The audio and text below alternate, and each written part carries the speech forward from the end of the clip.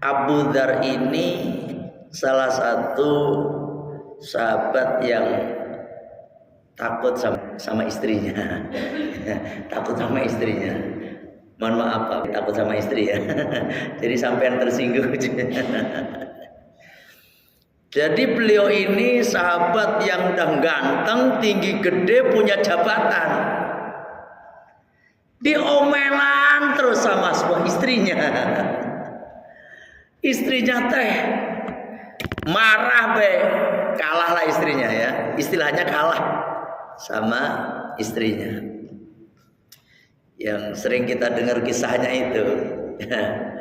Yang kemudian dia datang pengen lapor kepada Sayyidina Umar bin Khattab. Mindi datang ke Sayyidina Umar bin Khattab, diam-diam, ya kan? Sampai di depan rumah Sayyidina Abu Bakar, Sayyidina Umar bin Khattab, Abu Dzar ini gak jadi masuk. Kenapa? Karena dari dalam rumah terdengar Nyai Atikoh. Nyai Atikoh itu istrinya Sayyidina Umar bin Khattab. Lagi ngomelin Sayyidina Umar bin Khattab. Ceritanya Allahu Akbar. Langsung spontan Abu Dzar ini gak jadi masuk rumah, gak jadi ketok pintu, pulang lagi. Pulang. Besoknya ketemu Sayyidina Umar bin Khattab. Kenapa ya Abu Dzar kagak jadi ke rumah, kenapa? Emang ada apa masalahnya? Dia, enggak ya khalifah, cuma ini aja. Kita mas nasib, katanya begitu. Kita mas nasib. Jangankan cuma saya ya wahai khalifah, engkau seorang khalifah. Ya, engkau orang yang kuat. Itu sama istri petak istilahnya. Apalagi cuma gua. Kata Sayyidina Umar bin Khattab, "Wahai Abu Dzar, ketahuilah kenapa saya diam, istri lagi ngomel ngoceh kayak begitu tuh, kenapa saya diam? Karena selama ini istrikulah yang melahirkan anak-anakku. Istrikulah yang selama ini memasak makanan buatku. Istrikulah yang selama ini mencuci bajuku. Istrikulah yang selama ini ngerawat anak-anakku." Mungkin dia capek, wajar kalau dia marah-marah. Maka sampean tuh begitu Pak, punya istri kalau marah-marah sebenarnya dia nggak kesurupan Pak. Sampean aja jalan ke mall, sembuh langsung gitu. Ya ini Abu Dzar, Masya Allah. Qala beliau berkata, qala Rasulullah sallallahu alaihi wasallam, telah bersabda Rasulullah sallallahu alaihi wasallam, ya Abu Dzarin, wahai Abu Dzar, idza tabakhta, ketika engkau memasak marokotan, yakni marokoh di sini adalah al-ma'u alladzi tabakha fihi al-lahmu wa nahwu, yakni air yang mana di dalamnya itu ada dagingnya atau semisalnya deh. Ada semisalnya. Ini artinya apa? Kanjeng Nabi berpesan kepada Abu Dzar nih, kalau engkau memasak, ya kan, yang ada kuahnya, bakso kah, ya kan, sop kah, sotokah, fa'aktir ma'aha, maka banyakkanlah airnya, banyakin airnya. Apalagi dagingnya cuma dikit, banyakin airnya. Ya dah.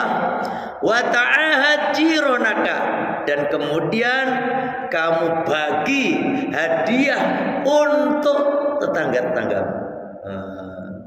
Kasih hadiah. Kasihlah tetangga-tetanggamu. Ya kalau dagingnya cuma dikit kan minimal itu dapatlah kuahnya. Jangan sampai kagak sama sekali.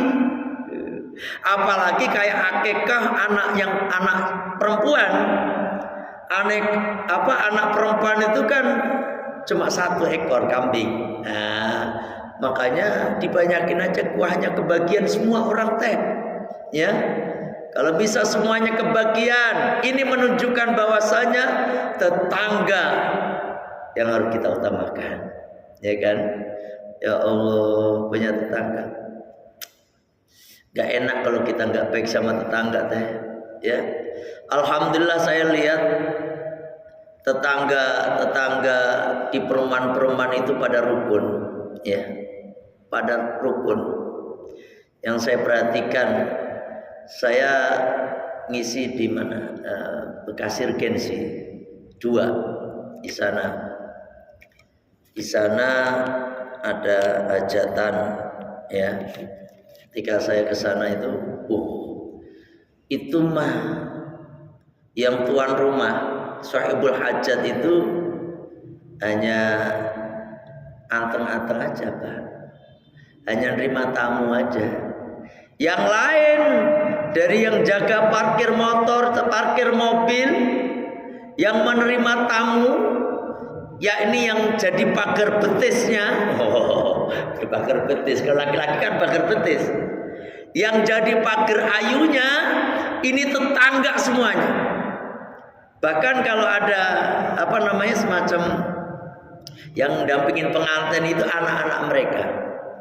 Ya Allah, ini saya dapat kasih tahu sama ibunya hajat, emang kayak di sini memang begini.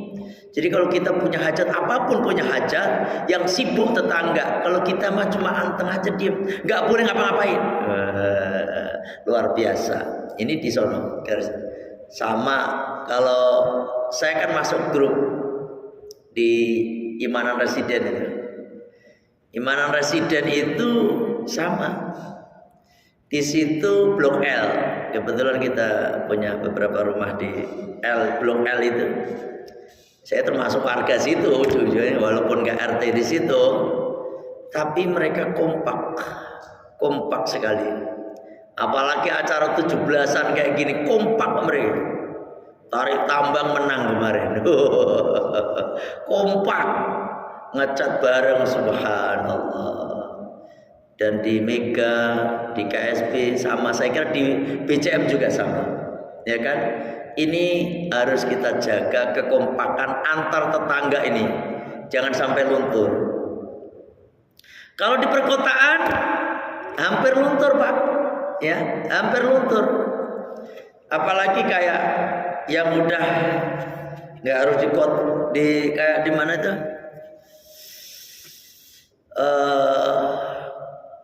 Di kawasan Lipo kayak gitu, tetangga udah mulai saling nggak mengenal. Saya mah nggak mau, Pak, ya, saya nggak mau. Misalnya istilahnya tinggal daerah Lipo kayak gitu ya. Karena apa? Tetangga itu nggak saling mengenal, ya kan? Nggak saling mengenal mereka. Yang pernah saya ceritakan, saya pernah dolan ke Pak Roy Arifin dulu, Pak Roy Arifin. Saya dikasih alamat, Pak Ustadz kalau mau dolan nanti alamat saya di sini. Nanti kalau ke arah Lipo gitu kan. Saya dolan. Alamatnya ini, perumahan ini, saya masuk ke sana. Sepi amat ya. Udah habis itu saya nanya orang. Ya, untuk meyakinkan, kan orang pada di dalam rumah semua, Pak. Kagak ada itu nongkrong rujak kayak gitu, nggak ada. Kayak di perumahan-perumahan kita gitu. Kalau gitu kan ibu-ibu banyak di luar kan. Ini nggak ada, di dalam semua. Pas ada orang keluar, oh, iya Pak, nyari siapa Pak? Terus saya culun-culun itu dari mobil. Enggak Pak, saya mohon maaf. Rumahnya Pak Roy mana ya, Pak? Mohon maaf, Pak Roy daerah sini katanya, Bundaran sini, deket sini katanya. Roy siapa Pak? Alamatnya di mana? Ya daerah sini saya. Pokoknya patokannya Bundaran. Roy siapa? Roy. Waduh, Mohon maaf Pak, saya nggak kenal Pak. Nggak kenal katanya. Mohon maaf, saya nggak tahu. Mohon maaf ya Pak katanya. Oh ya udah nggak apa-apa. Pak Roy keluar sampingannya. Padahal sampingan itu Pak. Keluar. Pak Ustadz gitu. Ini masuk. Allahu Akbar. Apa kata tetangga yang ngomong sama Bapak itu Pak Roy itu. Nah Pak Roy, astagfirullahaladzim. Nggak kenal tetangga rumah pet itu loh Pak. Aduh, saya emang nggak enak hidup kayak gitu. Mending nih BCM aja, nggak usah dilempar. Tapi bukan berarti saya ngelarang kelipu, silakan memang kelipu mah. Cuma nggak enak lah gitu ya. Itu saya ngomong tetangga. Saya pernah diundang, nanti mimpin acara gunting rambut anak saya. Waktu saya masih jadi ketua LDN Kabupaten Bekasi. Di Lipo sana, di Lipo juga. Jam 4 Pak Kiai acaranya ya. Oke Pak. Dia agak ngomong bahwa santri atau apa kagak. Saya datang. Alamatnya saya lihat rumahnya, ini bener nih, kosong, nggak ada orang nih. Apa saya salah tanggal apa kali ya? Apa saya salah tanggal nih? Saya ngeliat, tapi bener WA-nya juga bener gitu kan. Terus saya telepon. Oh iya Pak Kiai, oh iya saya keluar katanya di luar. Saya oh iya Pak, mohon maaf, acaranya jadi kagak nih acara marhabaan ini? Oh jadi Pak Kiai, silakan masuk. Lah kok nggak ada orang Pak? Angel. Di situ, ini kisah nyata. Di situ itu pada hari Minggu itu, hari Minggu sore itu kan harusnya pada libur orang-orang tuh ya, orang pada libur marhaban. Akhirnya saya mohon maaf Pak, ini tetangga kagak diundang. Di sini mohon maaf Pak Kiai, kita mohon maaf Bang kayak gini katanya. Saya kira Pak Kiai bawa santri, kagak ngomong. Saya sendirian. Lah terus kita marhaban berapa? Ya udah sama kita aja Pak Kiai. Dia sama istrinya sama anak yang bayi tadi, sama mertuanya 2. Allahu Akbar. Berlima. Saya mikir tuh marhaban kan seperti di kita ini banyak begitu ya. Ini ya Allah, saya baca rawi sendiri, Sallallahu Muhammad sendiri pokoknya. Saya waktu berdiri dia juga bingung. Pak kita berdiri Pak. Ya Nabi salam dia juga bingung begitu. Dalam hati hidup gak enak belas kayak gini mas. Gak asik dalam hati dah. Ya kan? Makanya wes. Makanya kecuali di masjid aja, saya kan setiap malam Jumat ngisi pengajian di Lipo situ. Itu pun orang-orang yang dulunya senengannya ngaji, yang sekarang pindah ke Lipo seneng ngaji gitu doang. Kalau asli Lipo mah ya kayak gitu. Saya bukan ini Lipo ya, seperti itu ya Allah. Ini saya cerita begitu nggak enaknya hidup nggak punya tetangga. Termasuk sampean itu kalau ibadah itu sering ngajak orang Pak, biar nanti rame surga itu. Lah sampean masuk surga sendirian sepi gak enak. Ini contohnya doang ini maksudnya. Ya kan? Kita ngajak tetangga kita, Pak, ayo kita berjamaah bareng Pak. Ayo kita ngaji Pak. Gitu. Jangan terus sendiri biarin deh tetangga semua rakan biarin deh. Saya mau yang penting masuk surga. Jangan begitu. Makanya para ulama itu memikirkan bagaimana umat Rasulullah ini masuk surga bareng-bareng. Surga itu luas Pak, ya kan? Luas seluas langit dan bumi yang dihamparkan. Sampean itu nyuwun sewu Pak, hidup itu kalau sendiri gak enak. Jangankan nih sampean itu loh, waktu lebaran kagak mudik. Lebaran kagak mudik, sepi, gak enak belas. Kecuali waktu corona bareng-bareng gak pulang, kagak ada yang mudik. Saya pernah kagak mudik sekali waktu lahirnya anak saya yang kedua tuh. Ya kan pas 4 Syawal, lahirannya 4 Syawal, ya kan udah lagi perut gede-gedenya, nggak pulang. hidup sepinya. Angel mau beli di warteg tutup. Nasi goreng tak ada, mie nggak ada, semua malam sepi, siang nggak enak. Mana istri lagi hamil, godok mie ujung-ujungnya, ya kan? Kayak gitu, nggak punya tetangga cuma begitu doang, ya kan? Nggak enak. Makanya pentingnya kita punya tetangga. Makanya di dalam Islam tetangga itu betul-betul harus dihormati. Paham ya?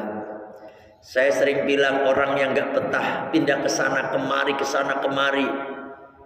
Apa curhatannya mereka? Aduh Pak Kiai, saya udah nggak tenang tinggal di sini. Gak enak, tetangganya gak enak. Padahal dia udah 2 kali pindah. Dia mau yang ketiga kalinya mau pindah ke tempat lain itu.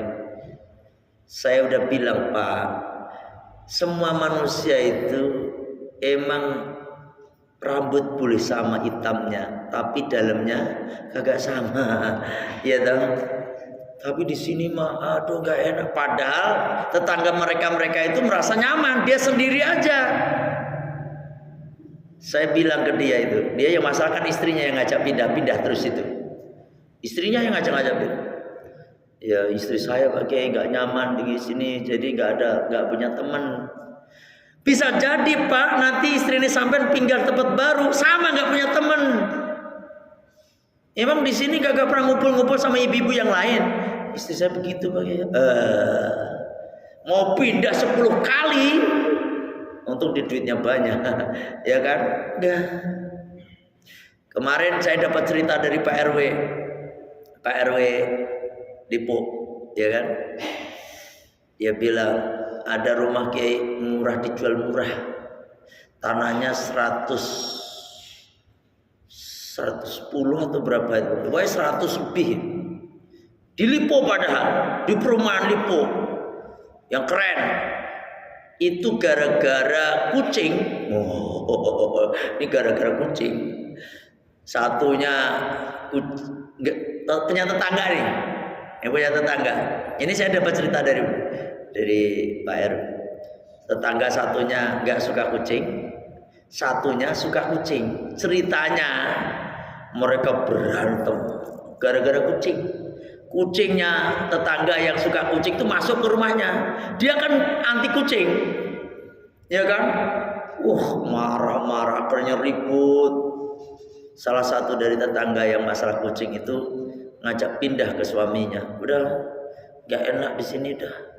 Kita pindah aja, pindah gara-gara kucing.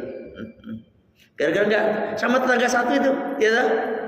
Rumah Lipo itu Pak, kalau dijual kata Pak RW itu rata-rata 1, sekian miliar gitu loh. Itu apalagi itu cuma dijual berapa, 580 juta atau berapa. Saking nggak betahnya dia tinggal di situ, pengen pindah. Akhir biarin laku berapa aja, enak yang beli kalau begitu mah. Ya kan? Ini artinya apa ya Allah? Itu karena tetangga. Ya. Makanya Pak, dimanapun kita berada, kita pasti punya tetangga. Kalau nggak pengen punya tetangga, hidup di hutan, di hutan. Tetanggaan sama mau, ya toh, kayak di Taman Safari, ngeri ya. Wes.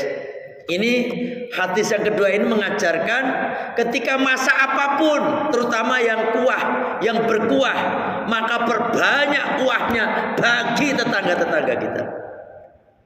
Gitu. Makanya Ibu Siti Aisyah radhiyallahu anha ketika beliau lagi memasak spesial, ya tak?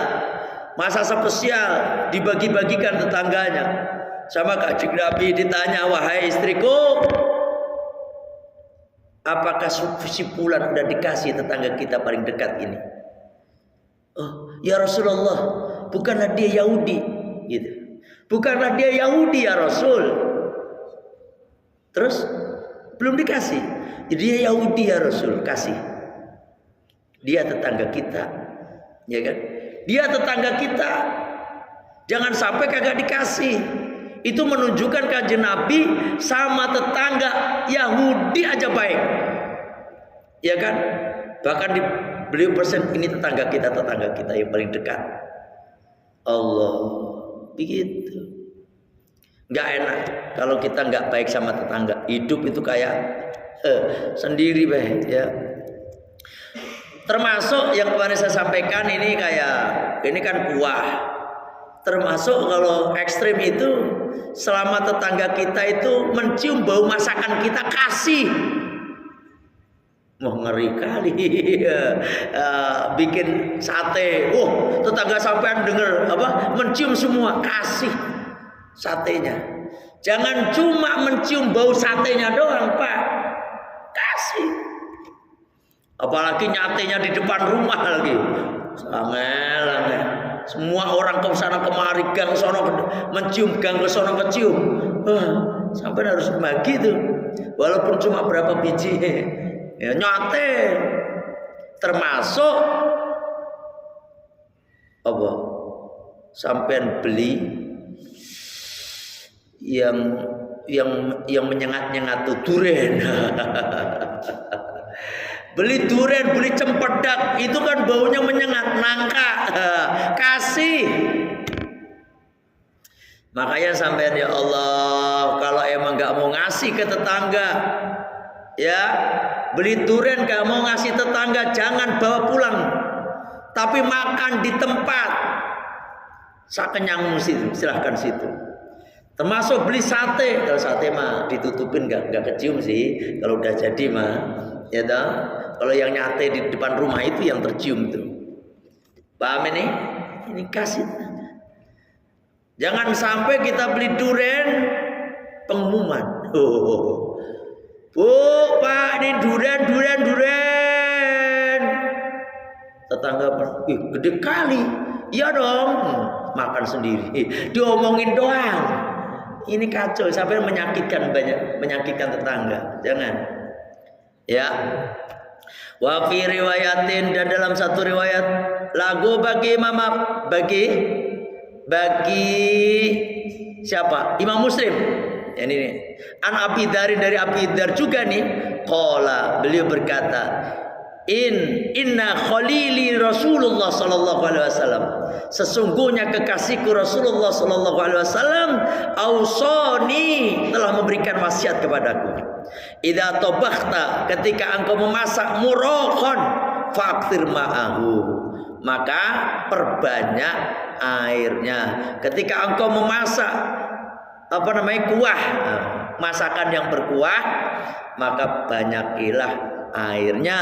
Sumanzur, kemudian lihatlah ahla baitin min jironika, kemudian kalian lihat tuh keluarga rumah dari tetangga-tetanggamu tuh, yang punya tetangga, ya kan? Kasih. Fa'asibhum minha bima'rufin, dan berikanlah mereka dari murokoh tadi dengan baik. Ini berarti baik itu ini Pak, sesuatu ngasih itu harus dengan cara yang baik, ya, dengan cara yang baik.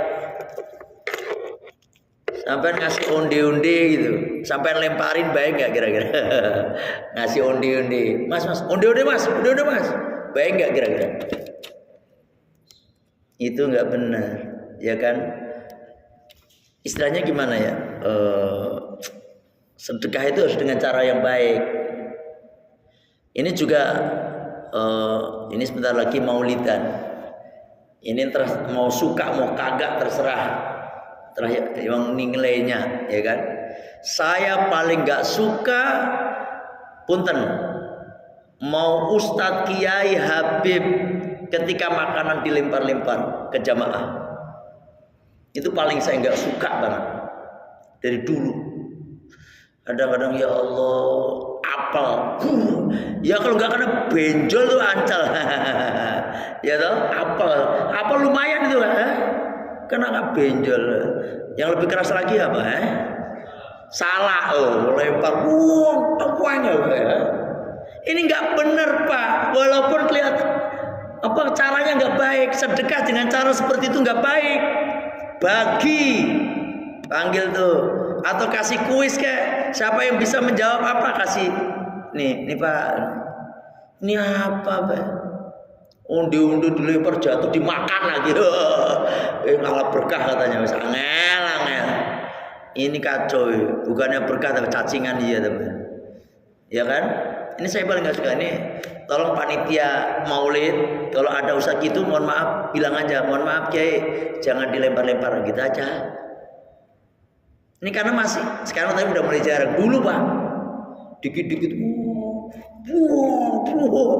kalau permen masih wajar. Kalau permen kan nggak nyampe benjol ya toh, permen.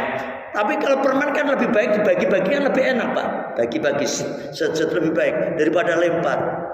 Emang kita burung, emang kita ayam. Inilah Kanjeng Nabi diutus itu untuk memanusiakan manusia. Nah itu apa kita dilempar-lemparin begitu? Ini mohon maaf nih. Ini kalau ada yang tersinggung ya saya apa adanya ngomong, ya kan? Ini perlu disampaikan. Pantas nggak kira-kira ngasih makan ya? Nggak pantas Pak. Ini kopi tak lihat, ya kan? Ini kopi enggak ini diminum saya diminum. Bismillahirrahmanirrahim. Bismillahirrahmanirrahim. Kopinya diminum Pak. Bismillahirrahmanirrahim. Alhamdulillah. Alhamdulillah.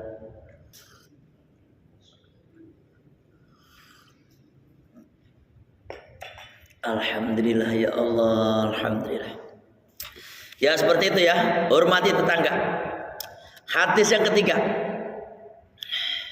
Wa an Abi Hurairah radhiyallahu anhu. Dari sahabat Abi Hurairah radhiyallahu an yang punya nama asli Abdul Syamsi, diganti oleh Kanjeng Nabi menjadi Abdurrahman bin Sakhar, yang terkenal dengan Abu Hurairah karena begitu sayangnya kepada kucing. Ana Nabi sallallahu alaihi wasallam, bahwasanya Kanjeng Nabi sallallahu alaihi wasallam qala, beliau bersabda, wallahi demi Allah, la yu'minu, kagak sempurna imannya. Ini artinya begitu Pak. Di sini wallahi la yu'minu itu mana nih? Ya. Bukan terus enggak punya iman, ya. Yang tidak sempurna imannya. Wallahi demi Allah, la yu'minu, kagak sempurna iman seseorang. Wallahi la yu'minu, demi Allah kagak beriman seseorang. Wallahi la yu'minu, demi Allah kagak sempurna iman seseorang. Qila, ditanyakan, man ya Rasulullah, siapa ya Rasulullah yang kagak sempurna imannya? Bahkan mungkin enggak beriman juga. Kalau yang saklek ngartiin kagak beriman, ya kan? Qala, kata Kanjeng Nabi, alladzi, yaitu orang la ya'manu, yang kagak aman, jaruhu, tetangganya, bahwa ikohu, akan kejahatannya, gitu. Ya Allah, muttafaqun alaih. Hadis ini diriwayatkan oleh Imam Bukhari dan Imam Muslim. Wa fi riwayatin, dan dalam satu riwayat li Muslimin yang diriwayatkan oleh Imam Muslim, la yadkhulul jannah, kagak bakal masuk surga man, orang. Wah, ngeri kali ini. Berarti ini yang mengartikan bahwa saya orang kagak punya iman. Ya. Orang kagak punya iman. Orang enggak punya iman tuh kagak bakal masuk surga. Gitu. Yang mengartikan ini wallahi la yu'minu, demi Allah tidak beriman, kata Kanjeng Nabi begitu. Ini senada dengan la yadkhulul jannah, kagak bakal masuk surga man, orang la ya'manu, yang kagak aman, jaruhu, tetangganya, bahwa ikohu, akan kejahatannya. Itu akan gangguannya. Di sini ada tambahannya, al bawaiku al ghawailu wasyururu, yakni yakni orang yang menipu tetangganya. Wail itu tipu daya, ya kan? Syurur itu yakni mana bawahnya nih? Yakni orang yang tidak aman dari kejahatan tangan dan lisannya. Ini tangan dan lisan. Bawaik min lisanihi wayatihi, dari lisan dan tangannya tetangga. Makanya haram, ya Allah. Bahkan Kanjeng Nabi mengatakan kagak akan masuk surga orang yang tetangganya nggak merasa aman dari gangguan lisan dan tangannya. Masya Allah. Ini semuanya baik ya sama tetangga ya, baik ya. Pokoknya saya pernah sampaikan, sampean itu dikatakan baik atau enggak itu lihat tetangga sampean. Kalau sampean punya tetangga 10 yang enggak suka yang enggak suka sama sampean 9, berarti sampean enggak baik. Udah dinas sampean itu orang enggak baik. Sampean punya tetangga 10 tapi yang enggak baik cuma 2 orang, insya Allah sampean masih kategori orang baik. Yang enggak 2 orang yang enggak baik itu mungkin orang yang memang hasud sama kita. Hasud ngerti dah? Senang melihat orang, susah melihat orang. Itu hasud, semos. Saya punya tetangga Kiai, ya Allah, dia kenapa tiba-tiba nyatru saya? Nyatru saya, diemin saya tiba-tiba kagak diajak ngomong sama dia. Emang kenapa masalahnya? Sejak saya beli mobil Kiai, itu bukan berarti yang salah bukan sampean, tetangganya sampean itu, ya toh? Iya dia begitu emang. Ya udah beli mobil aja lagi, biar dia masuk rumah sakit. Kalau kayak gitu Pak, ya Allah, mikirin urusan orang. Dan itu pasti ada. Tetangga yang model seperti itu pasti ada Pak. Sampean dimanapun berada, pasti punya tetangga yang modelnya kayak gitu tadi. Itu nggak mungkin sampean punya 10 tetangga semuanya baik sama kita, enggak. Dan ingat, orang itu kalau nggak suka sama kita, apapun yang kita lakukan, walaupun itu baik Pak, menurut pandangan dia kagak baik. Gitu, paham ini? Kita nggak usah mikirin mereka, nggak usah mikirin, capek mikirin mereka, ya kan? Tetangga, Allahu Akbar, ya, seperti itu ya Pak. Jadi nggak usah dengerin omongan tetangga, karena tetangga itu apa yang kita lakukan semuanya pasti akan diomongin. Mau baik diomongin, apalagi jelek, gitu. Apalagi kalau di situ, di lingkungan situ ada paguyuban ngerumpinya. Paguyuban ngerumpi, ada senangan yang ngerumpi. Tapi ini biasanya sih kaum hawa. Kalau bapak-bapak kesenangan yang ngerumpi itu ya kebangetan ya, ketularan istrinya berarti ya. Ya, paham. Komunitas ngerumpi ya, itu coba banget tersebar. Bahkan lebih cepat daripada HP kadang-kadang. Cepet banget. Aduh, saya itu kadang-kadang aneh. Ya, di kampung saya itu loh. Saya kan setiap ada kabar apa di Bojonegoro, kampung saya itu, mak saya kan ngasih tahu. Tapi mak saya belum ngasih tahu, tetangga udah ada yang ngasih tahu. Cepet banget kabarnya. Saya kan punya teman di sini, ada yang tinggal di mana, Jakarta Selatan, di Cako, kayak gitu, orang-orang Bojonegoro gitu kan. Saya tuh, padahal itu kabar itu di kampung loh itu. Kenapa ini udah terdengar duluan? Cepetnya ya kan, cepet banget. Mait, mas, pasti nggak begitu lama baru telepon, wis krungu lah, sampun mak. Kowe krungu konti ya, saking ya itu, karena emang cepet berita itu. kadang ditambah-tambahin. Nah itu. Makanya itu kalau titip omongan itu bertambah. Kalau titip uang berkurang. Kalau titip omongan tambah-tambah wes angel ya. Kalau uang berkurang ya. Udah ya sampai sini ya ngajinya ya. Kita mah kalau ngaji mah sejam ya. Tidak usah lama-lama ya. Insya Allah besok ngaji masih di sini minggu ketiga. Kita 1-3 insya Allah. Karena 3-nya itu ke Ababur Rasul biar apa namanya? Biar kalau ngaji di rumah itu nggak bisa cepat buru-buru gitu, nggak bisa. Kalau di masjid kan udah mulai aja. Bahwa saya datang mau 1 orang saya mulai. Kalau di rumah Pak Wahyu kan nggak enak, Pak Wahyu masih sibuk, masa saya mulai sama siapa, ya kan? Makanya nanti besok kita ngaji tetap di masjid. Kita 1-3 Pak Ahmad. Jadwal saya 1-3 ya di masjid. Biar yang ketiga karena saya ada di Ababur Rasul. Saya kira cukup ya. Tetap istiqomah ngajinya, Masya Allah bareng-bareng kita. Masuk surga nanti pun bareng-bareng Masya Allah. Kita tutup majelis kita dengan baca Sayyidul Istighfar. Bismillahirrahmanirrahim.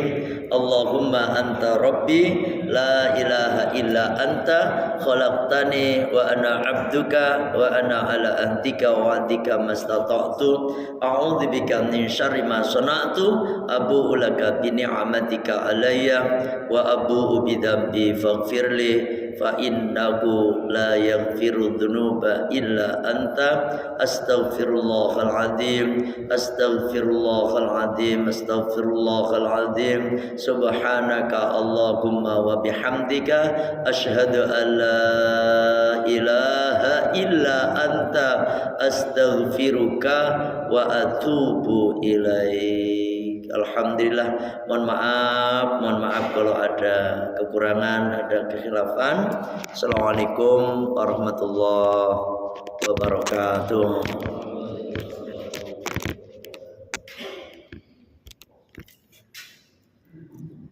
Allahu Akbar.